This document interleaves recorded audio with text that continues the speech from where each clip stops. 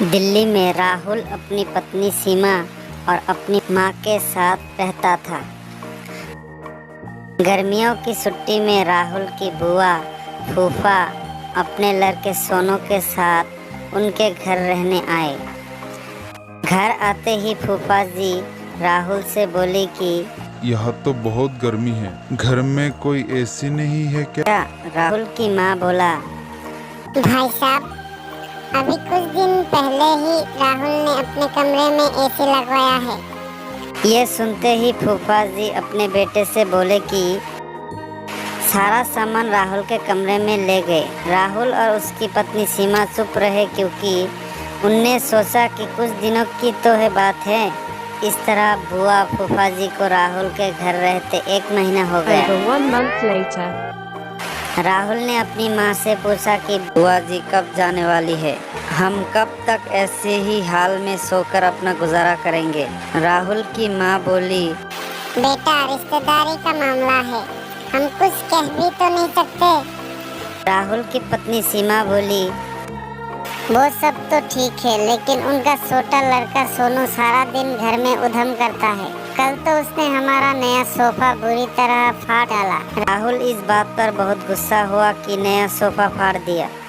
वो अपनी पत्नी से बोला, तुम सोनू को ऐसा करने से रोकती क्यों नहीं? सीमा बोली, जब से बुआ फूफा जी आए हैं कुछ खाने की डिमांड करते हैं, जिससे मेरा और माँ जी का सारा दिन तो रसोई में ही बीत जाता है। राहुल ने कहा कि मैं अभी जाकर फूफा जी से पूछता हूँ कि वो आखिर कब जाएंगे।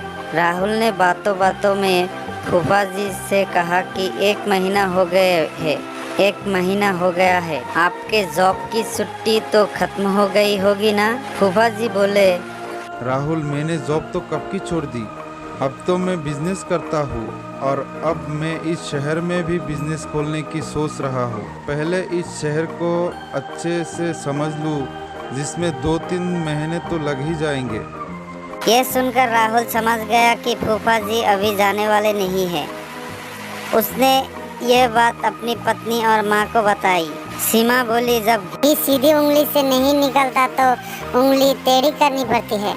इनके साथ भी कुछ ऐसा ही करना होगा। आप एक काम अब मुझ पर छोड़ दीजिए।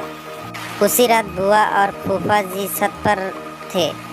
तभी उनका लड़का सोनू चिल्लाता हुआ उनके पास गया और बोला कि मैंने अभी एक चुड़ैल को देखा है। तभी एक चुड़ैल वहाँ आ गई और बुआ और फूफा जी को बोली कि तुम में से कौन पहले मेरा भोजन बनना चाहेगा। चुड़ैल को देखकर वो बहुत डर गए और उस घर से भाग गए। उनके जाने के बाद सीमा ने अपना चुड़ैल का मुखौटा उतारा। बुआ के परिवार के जाने के बाद सबने चैन की सांस ली। सीमा की सास ने सीमा से कहा कि तू तो बड़ी अच्छी चुड़ैल बनती है, यह कहकर हंसने लगती है। इस कहानी से हमें यह सीख मिलती है कि हमें किसी भी रिश्ते का गलत फायदा नहीं उठाना चाहिए। जिस तरह बुआ के परिवार ने अपनी रिश्तेदारी का गलत फायदा उठाया और दूसरों को परेशान किया।